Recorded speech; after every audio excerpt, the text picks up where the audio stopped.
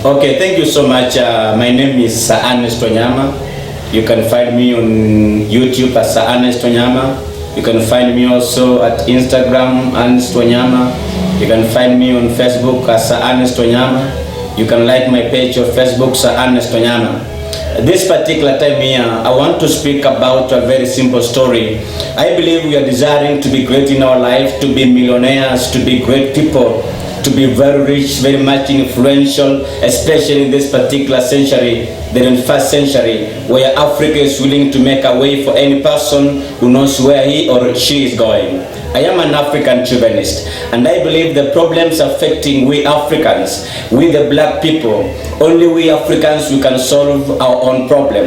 And this particular time I want to speak about a small story. It is a story of success, a story of encouragement, and a story of inspiration. Because I believe if we are going to emulate this particular story, then there is so much we are going to achieve in our life, especially in this particular 21st century. I want to speak about a pencil. It is a story called the pencil lifestyle. I want to speak about this pencil here. I know some of you just seeing a pencil, but there's so much to learn from this particular pencil here. I want to speak about the pencil lifestyle. If we are going to emulate the characters of a pencil, then we are going to achieve so much in our life, especially in 21st century.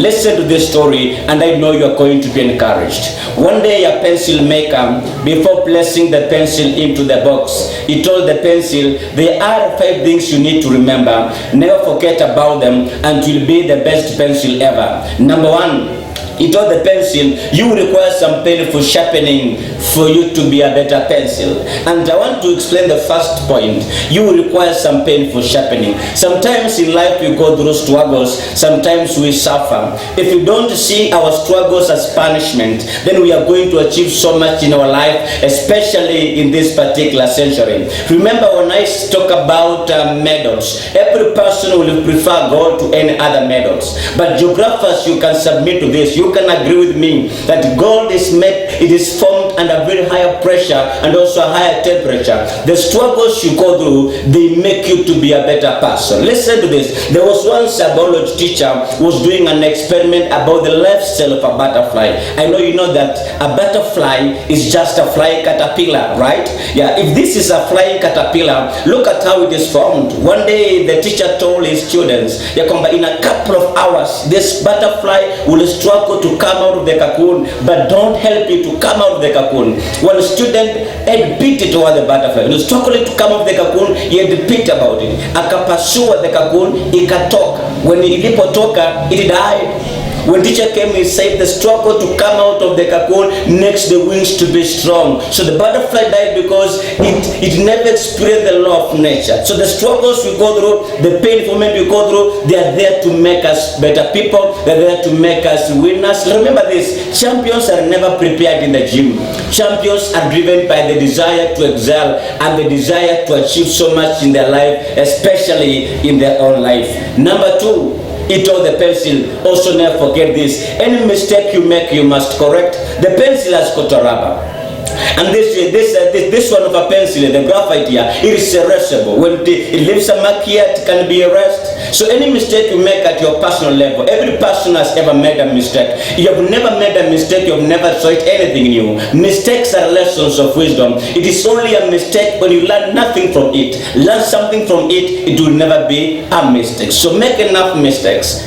Try new things and you'll be victorious. They will celebrate you. Africa is willing to make a way for you if you correct your mistake. Number 3, I compare the pencil. The most important part of you is what is in the inside. The most important part of this particular pencil you are seeing here, this pencil here, is this one here, the graphite. What is important about you, it is your vision. Even the Bible says, when there is no vision, the people of God, they perish and even die in poverty. The biggest tragedy under the sun is not even death. The biggest tragedy under the sun is living a life without a vision. A vision is inside you. It can make you to be celebrated. It can make you victorious. It can make you happy. Your vision is inside you, but it's so much stronger to the circumstances, the situations in the environment, or let me call them in the stimuli. I tell you that it is a reality. It is a true thing. I tell you. So believe in your vision that is inside you.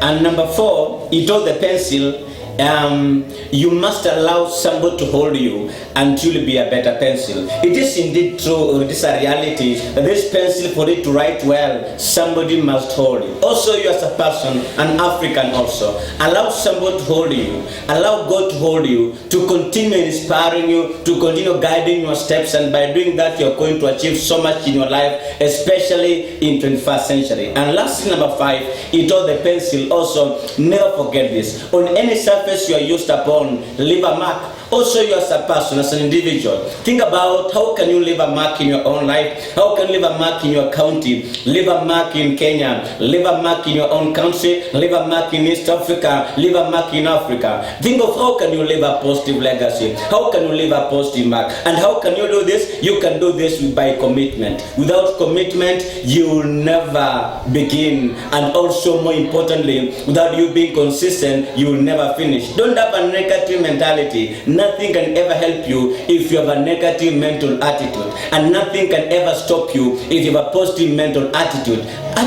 Positive and negative attitude are exchanged like a fair trade. The more you give, the more you receive. If you give negative attitude to the world, you get negative result. If you give positive attitude to the world, you will get positive result. Thank you so much. Meet you next week on Thursday. My name is Sir Ernest Wanyama.